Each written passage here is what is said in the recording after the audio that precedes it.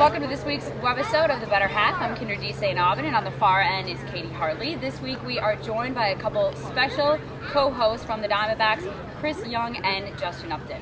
And we are taking our show on the road this week. We're at the Mark Grace Golf Invitational, benefiting the Boys and Girls Club of Scottsdale. We're so happy to have you guys with us.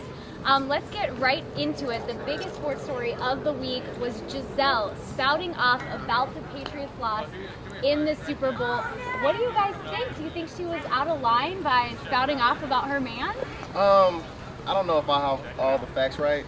It kind of depends on who she said it to, I think. If she said it to where anybody else could hear it other than her homegirls, it's definitely, a little against the code. I'm sure Brady probably told her the rules of the game after it all happened. But sometimes you get emotional. I think the girlfriends and wives are out there, and they're not used to the fans yelling at them and giving them crap all the time. So sometimes you just react. It just happens. Justin, what do you think? The girls support the guys all year long. That's his wife. She's going to stand up for him. Whether she said it out in the open or people can hear it, it's a different story. But when you get home and he's probably upset about the loss, then you can tell him you can't catch him with the ball.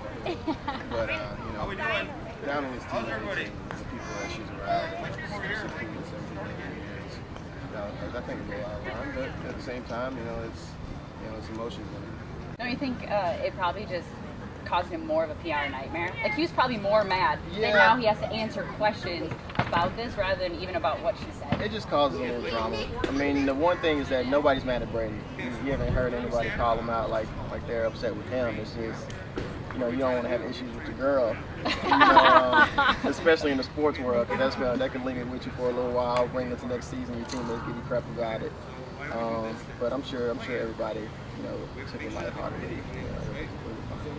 Smart man right here. Happy wife, happy life. Yeah, right? Since we're talking about football, we want to know, do you guys want to see Peyton Manning play for the Cardinals? I mean, I don't know. But I don't know. I don't want to show any hate to the quarterback here already, but Peyton Manning, I've always thought he was one of the best in the game. Point blank, I understand he's had a few injuries, but he has that instinct that not too many quarterbacks have out there. So if he's completely healthy, I don't see why he can't be successful somewhere else. I think the Cardinals would definitely benefit from a guy like Peyton Manning, and I think even Kevin Costner. The game that Peyton Manning plays the entire career, being able to run an offense, I think we could benefit from. But at the same time, Peyton's coming to his own the opportunity to play. So it could go both ways, but I think it both sides. Peyton Manning supposedly can't throw to his left right now, so that could be an issue. Yeah. Go to the left side of the field. Makes it easier to cover the guys. Just put Fitz on the right side and just send Exactly, and he'll take care of the rest. Yeah, exactly. Yeah, another polarizing figure in the NFL is Tim Tebow. Everybody's got an opinion. What's your guys' opinion on Tim Tebow? Tim Tebow. I think he's a great player, great leader. The later we got into the season where he was starting, I formed a better opinion on him than that, and I'm kind of a supporter now, simply because of the fact that the media kills him when he's not playing well, but they hold him on a pedestal when he is playing well. So I think he's going through a lot, being an athlete and knowing how the media can portray you and build you up to take down. I think he's dealing with it well, and he's led his teammates love him, and that's all that matters. I'm a Tebow fan.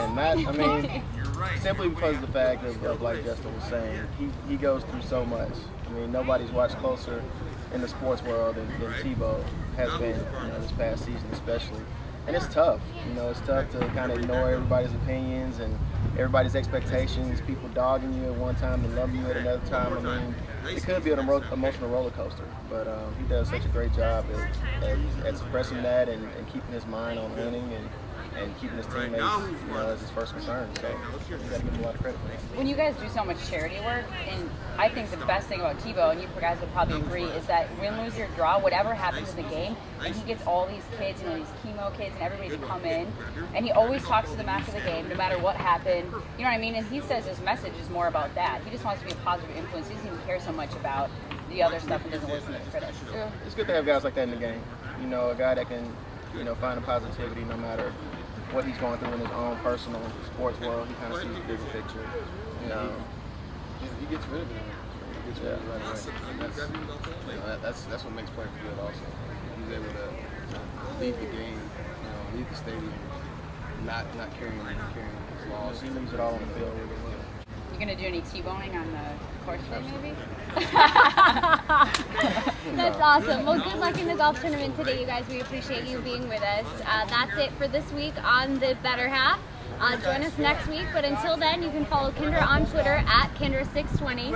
You can follow Justin on Twitter at JUS10Up10, and you can follow Chris Young at CY24_7. We'll see you next week for another webisode of The Better Half.